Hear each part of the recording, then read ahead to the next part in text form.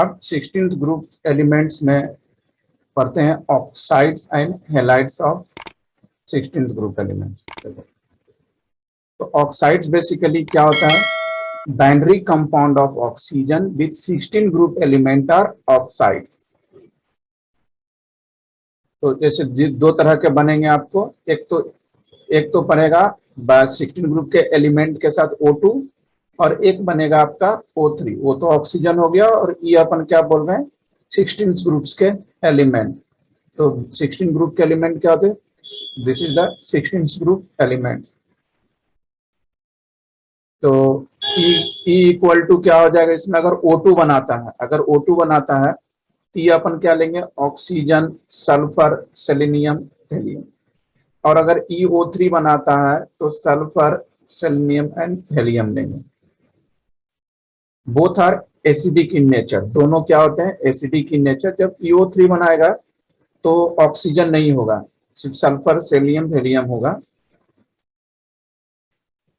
अब इसकी physical state देखें ऑक्सीजन का, अगर एट रूम टेम्परेचर पर बात करते हैं तो O3 और SO2 क्या होगा, गैस होगा, और ACO2 और TiO2 क्या होगा, सॉलिड होगा। रिड्यूसिंग प्रॉपर्टी ऑफ ऑक्साइड का देखते हैं तो decreases from sulphur to helium के बीच डिक्रीज करेगा, क्यों रिड्यूसिंग प्रॉपर्टी। तो SO2 रिड्यूसिंग एजेंट होता है और TiO2 क्या होता है, ऑक्सीडाइजिंग एजेंट। अब अगर हाइलाइट की बात करें तो बाइनरी कंपाउंड जो हाइलोजेंस के होते हैं 60 ग्रुप एलिमेंट्स का, ये डिफरेंट टाइप्स ऑफ का हैलाइड का फॉर्मेशन करता है, E2H2, EX2, EX4 और EXC। और ऑक्सीजन फॉर्म केवल ऑक्सीजन का फॉर्म में, ऑक्सीजन केवल क्या फॉर्म करता है, O2 F2 एंड OF2, दो तरह के फॉर्म करता है।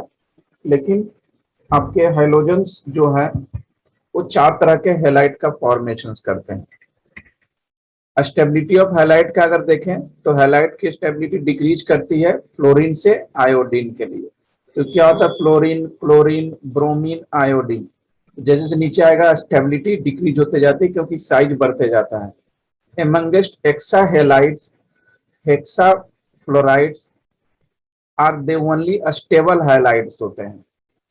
All hexa fluoride are gaseous in state, जितना भी हेक्सा फ्लोराइड होता है सभी क्या होते हैं, गैसियस होते हैं विथ ऑक्टाहेड्रल से, कुछ इस तरह का शेप होता है। SF6 is the most stable hexa halide, तो याद रखना SF6 सबसे ज्यादा स्टेबल होते हैं।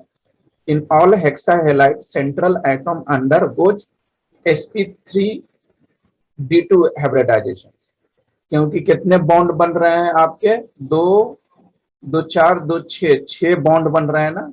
तो इस तरीके से sp3d2 हाइब्रिडाइजेशन के लिए केमिकल बॉन्डिंग का लेक्चर देख सकता है। अब देखिए टेट्रा फ्लोराइड मतलब SF4 गैस होगा, SCF4 liquid, TF4 solids, this all are the sp3d hybridization and seesaw in shape, कुछ इस तरीके का शेप होता है, इसको बोलते हैं सीसा से। सब आपको केमिकल बॉन्डिंग में मिल जाएगा।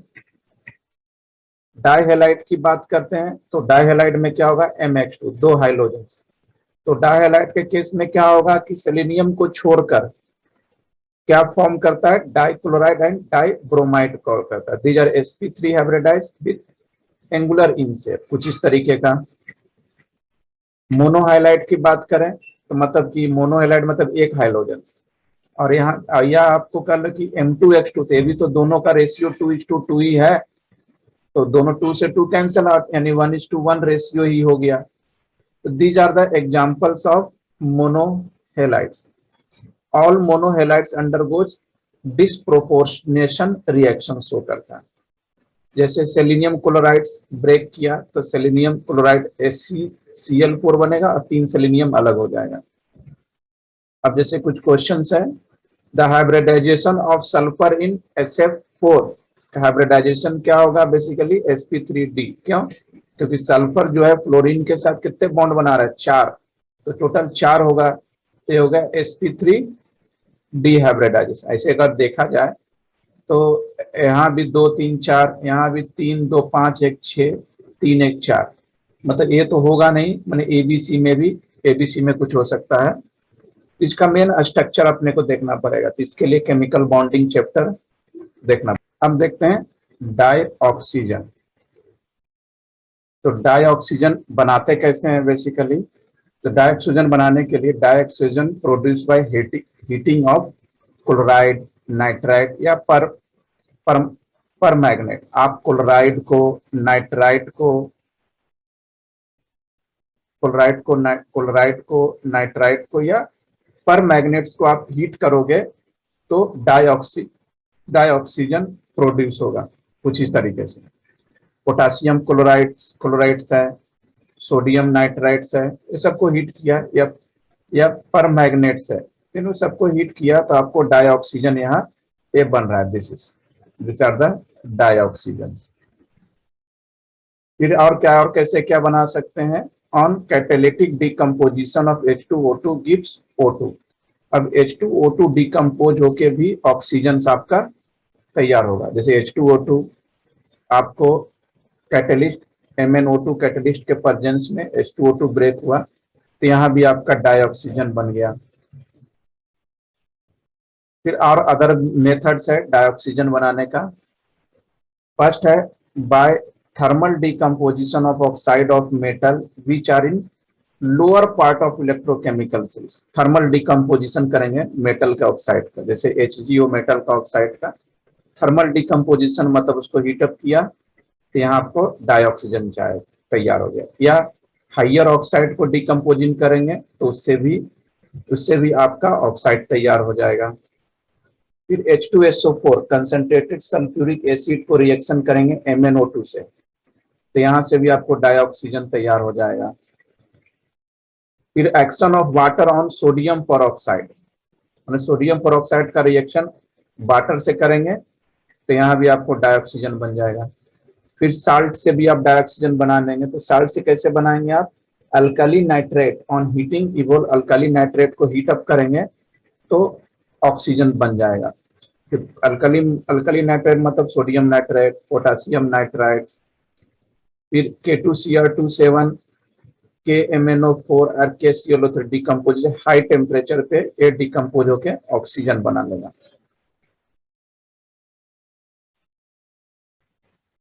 These are the decomposition of high temperature to liberate oxygen. फिर है बाय हीटिंग KMnO4 K2Cr27 को हीट करेंगे कंसंट्रेटेड H2SO4 के प्रेजेंस में, इससे भी आपका ऑक्सीजन तैयार हो जाएगा। बाय एडिशन H2O2 को अपन किसका एडिंग करेंगे to acidify KMnO4। KMnO4 solution को एसिडिफाई करने के लिए H2O2 के साथ रिएक्शन करेंगे तो ये अपना तैयार हो जाएगा। फिर di oxygen in large scale, अगर अपने को बहुत लार्ज स्केल पे डाई ऑक्सीजन तैयार करना है तो इसको लिए क्या करेंगे? Electrolysis of water leads to release of oxygen and NO. तो वाटर का इलेक्ट्रोलाइसिस करेंगे, इससे अपने को ह्यूज अमाउंट में आपको डाई ऑक्सीजन मिल सकता है। तो इलेक्ट्रोलाइसिस मतलब क्या होता है? आयन के रूप में ब्रेक होगा तो अपने को ऑक्सीजन जो मिलेगा वो एनोड पे मिलेगा और कैथोड पे बेसिकली क्या मिल जाएगा? आपको H2 मिल जाएगा। मतलब हाइड्रोजन गैस आपको कैथोड पे रिलीज होगा और ऑक्सीजन आपको एनोड पे रिलीज होगा।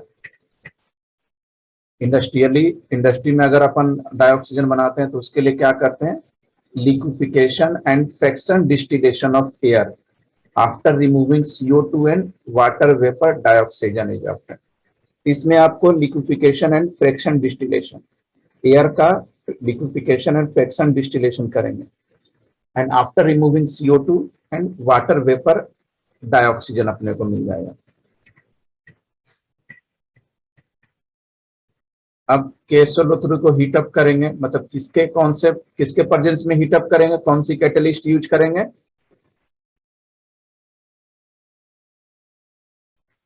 MnO2।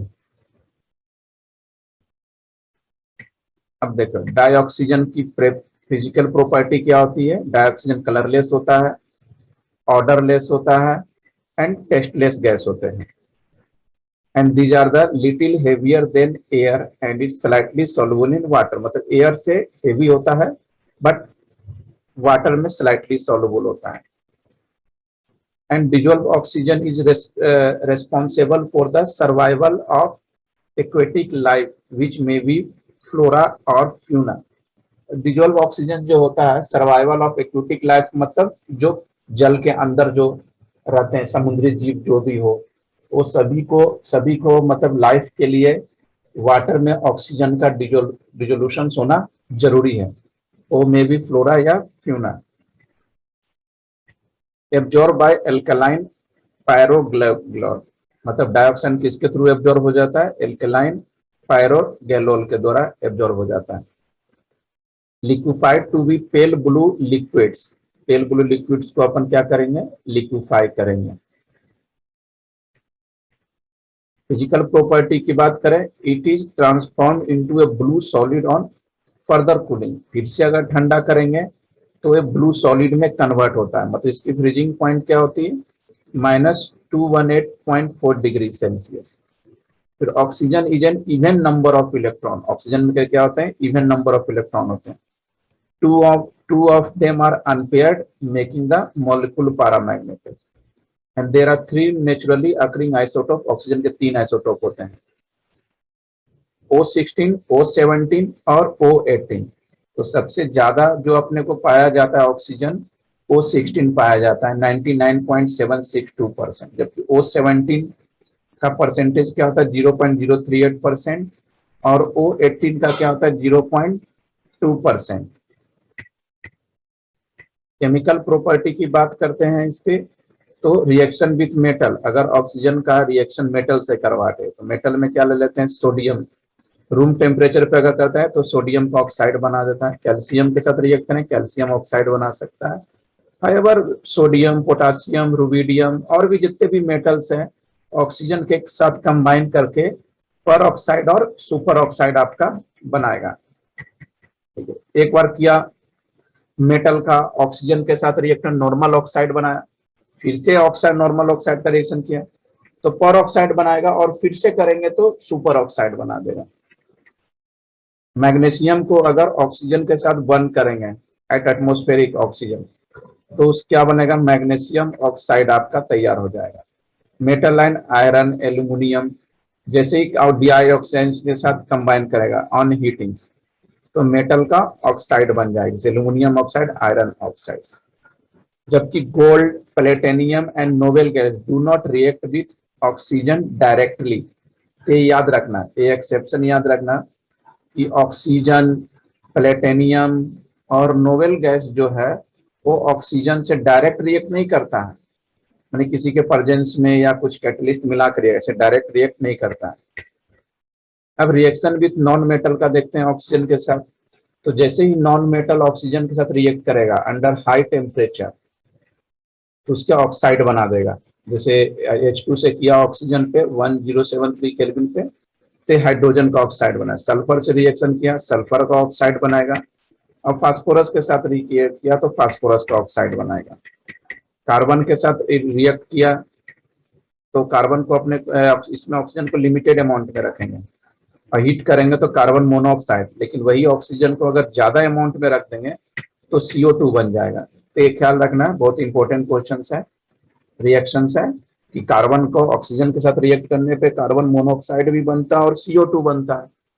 तो कार्बन मोनोऑक्साइड कब बनता है, जब लिमिटेड अमाउंट में रिएक्ट करेंगे, और जब एक्सेस अमाउंट में रिएक्ट करेंगे तो CO2 बन जाएगा। रिएक्शन विथ कंपाउंड, अब क्या कह रहा है कि oxygen is an oxidising agent, it oxidise many compound. Oxygen को एज ए ऑक्सीडाइजिंग एजेंट अपन ट्रीट करते हैं। MA11th के केमिस्ट्री फिजिक्स में भी है ऑक्सीडेशन रिडक्शंस, नहीं 11th के केमिस्ट्री में ऑक्सीडेशन रिडक्शंस। ऑक्सीजन को ऐसे क्या करते हैं, ऑक्सीडाइजिंग एजेंट ट्रीट करते हैं। It oxidise many compound under specific condition, ये बहुत सारे कंपाउंड को ऑक्सीडाइज कर देता है। जैसे कुछ एग्जांपल्स हैं जिसको कि ऑक्सीजन ऑक्सीडाइज कर रहा है, अमोनिया को करेगा ऑक्सीडाइज तो इसको क्या बोलते हैं, ओस्वाल्ड प्रोसेस। HCl को करेगा ऑक्सीडाइज, इसको बोलेंगे Deacon process. Oxygen is an oxidising agent, it of many compound, और भी कुछ कंपाउंड है, जैसे SO2 को अगर ऑक्सीजन ऑक्सीडाइज करेगा तो कॉन्टेक्ट प्रोसेस बोलते हैं, और CXHY करेगा तो इसको कंबशन रिएक्शन। एक्स और वाई की जगह पर कुछ भी ले सकते हैं, एक्स वाई की प्लेस पे 1 2 3 4 एज सो ऑन। अब reaction of excess of oxygen with P4, अगर एक्सेस ऑक्सीजन P4 के साथ एक्सेस ऑक्सीजन बनाएगा तो क्या निकलेगा, P4O10। अब देखते हैं usages and anomalous behaviour of dioxygen का यूजेज क्या है और एनोमेलस बिहेवियर क्या है। तो ऑक्सीजन मिक्स्ड विथ हीलियम, जैसे ही आप ऑक्सीजन को हीलियम के साथ मिक्स करोगे, या carbon dioxide is use as a artificial respiration, मतलब आर्टिफिशियल रेस्पिरेशन के रूप में इसका यूज करेंगे। एंड लिक्विड ऑक्सीजन का बहुत ज्यादा इंपॉर्टेंट कहाँ होता है, एज ए रॉकेट फ्यूल के रूप में भी होता है। And liquid oxygen mixed with finely divided carbon acts as a dynamite in coal mining में। कोल माइनिंग में एज ए डायनामाइट के लिए यही यूज करते हैं, लिक्विड ऑक्सीजन को कार्बन के साथ मिक्स कर देते हैं तो एज ए डायनामाइट यूज कर सकते हैं। फिर ऑक्सीजन का यूज कहाँ करते हैं, प्रोडक्शन ऑफ ऑक्सी हाइड्रोजन या ऑक्सी एसिटिलीन बनाने के लिए इसका यूज करते हैं। और oxy hydrogen oxy acetylene flame कहाँ यूज होता है, वेल्डिंग में होता है बेसिकली। और ऑक्सीजन को एज ए ऑक्सीडाइजिंग एजेंट करते हैं इन सेवरल रिएक्शंस। और oxygen is use as a tracer element in the study of reaction mechanism में, as a tracer element oxygen use करते हैं। एनोमेलस बिहेवियर का मतलब होता है कि ऑक्सीजन का जो है, ऑक्सीजन की जो प्रॉपर्टीज है वो अपने ग्रुप से नहीं मिलते हैं, बेसिकली ये इस तरह से डायगोनल्स मिल जाते हैं। तो oxygen differ from rest of the chalcogens, जो अपने जो एलिमेंट है उससे डिफर कर जाता है। The important point of difference between oxygen other element of groups के क्या क्या डिफरेंस होता है, जैसे ऑक्सीजन गैस होता है लेकिन इसके बाकी जो एलिमेंट्स होते हैं वो सॉलिड होता है। ऑक्सीजन सिंपली क्या होता है, डायटोमिक होता है, बाकी इसके सभी जो होते हैं सल्फर सेलेनियम ऐसा बाकी जो भी होता है वो पकड़ रिंग ऑक्टा एटोमिक स्ट्रक्चर होता है, जो कि प्रीवियस स्लाइड्स में अपन इसका स्ट्रक्चर देख चुके हैं। And oxygen is a non metallic elements होता है and forms oxide of different nature के ऑक्साइड बनाते हैं। ऑक्सीजन की वैलेंसी केवल क्या होती है, 2 होती है, जबकि अदर एलिमेंट जो है तो उसकी वैलेंसी क्या होती है, हेक्सा वैलेंसी होती है। Though all molecule of chalcogens have even number of electron होता है, इसलिए ऑक्सीजन क्या होता है, पैरामैग्नेटिक होता है। और हाइड्राइड्स ऑफ ऑक्सीजन क्या होता है, लिक्विड। बाकी इसके अदर एलिमेंट्स का जब हाइड्राइड निकले हुए तो क्या होता है, colourless, foul smelling and toxic gas होते हैं। अब water is neutral, hydrides of other element as a weak acid in aqueous solution, मतलब इसमें ऑक्सीजन जो है हाइड्रोजन के साथ जो बना रहा है ना वो क्या होता है, न्यूट्रल होता है, जबकि अदर एलिमेंट का जब हाइड्राइड बनेगा ऑक्सीजन के साथ तो क्या होगा, वीक एसिड होगा एक्वस सॉल्यूशन में। Oxygen forms only fluoride, oxygen केवल क्या फॉर्म करता है, fluoride, while other element form numerous halide. The anomalous behavior of oxygen is attributed to the small atomic size, high electronegativity and lack of vacant d orbital. मतलब जो भी anomalous behavior oxygen में आते हैं due to the vacant D orbital, क्योंकि oxygen में vacant D orbital होते हैं और बाकी इस ग्रुप के जितने भी एलिमेंट्स होते हैं सब में डी ऑर्बिटल होते हैं। कॉमन वैलेंसी ऑक्सीजन का बताने की जरूरत नहीं है, 2 होगा। अब क्लासिफिकेशन ऑफ ऑक्साइड्स, ऑक्साइड को क्लासिफाई करते हैं। ऑक्साइड्स बेसिकली 4 टाइप्स के होते हैं, acidic oxide, basic oxide, amphoteric oxide and neutral oxide. तो 1 बाय 1 देखते हैं ऑक्साइड्स। अभी सिंपल ऑक्साइड और मिक्स्ड ऑक्साइड। मिक्स्ड ऑक्साइड्स में क्या होता है, जैसे Pb3O4, Ap3O4, 4 types of oxide based on nature. तो जैसे अगर मैं बेसिक ऑक्साइड की बात करूं तो इसकी रिएक्टिविटी ऑक्साइड के साथ क्या होगा, neutralize hydrochloric acid. These are the example of basic oxides. Acidic oxide neutralize caustic soda solution में न्यूट्रलाइज होता है। This are the example of oxide. Amphoteric oxide की बात करते हैं। This neutralizes hydrochloric acid as well as caustic soda solution. Neutral oxide की बात करते हैं। Neutralize neither hydrochloric acid nor caustic soda solutions, किसी से भी न्यूट्रलाइज नहीं होता। These are the example of neutral oxides. In general अगर बात करें तो मेटल का ऑक्साइड जो होता है all are the basics, but some of the metal oxide on oxides of some metalloids are amphoteric. माने मोस्टली जो मेटल का ऑक्साइड होता है बेसिक होता है, बट कुछ एक्सेप्शंस भी होते हैं जो कि एम्फोट्रिक होता है, और मेटालॉइड तो फिर एम्फोट्रिक होता है। Alumina react with acid as well as एल्काइज। एल्यूमिना आपका एसिड से भी रिएक्ट करता है, एल्कलीज से भी रिएक्ट करता है and exhibit dual nature. Alumina जो है वो डुअल नेचर से करता है, जैसे Al2O3 रिएक्ट किया इस तरीके से, फिर डुअल नेचर्स का होता है, मतलब एसिडिक्स भी हो जाएगा और बेसिक्स भी हो जाएगा, क्योंकि यहाँ एल्यूमिनियम एसिड से रिएक्ट कर रहा है और यहाँ बेसिक से रिएक्ट कर रहा है। In general non metallic oxide जो होते हैं वो एसिडिक होता है, और some of the non metallic oxide are neutral. Neutral oxide do not react with acid as well as base. Neutral oxide जो होता है ना तो वो एसिड से रिएक्ट करता है ना तो बेस से रिएक्ट करता है। If an element is forming two और मोर बाइनरी ऑक्साइड, दो या दो से अधिक बाइनरी ऑक्साइड में, that oxide with more oxygen content in generally more acidic. मतलब जिस एलिमेंट में जितना ज्यादा ऑक्सीजन की मात्रा रहेगी वो उतने ज्यादा ही एसिडिक होगा।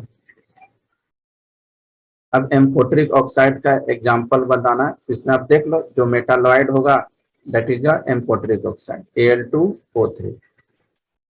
ऑक्साइड्स आर क्या होता है आपका बाइनरी कंपाउंड।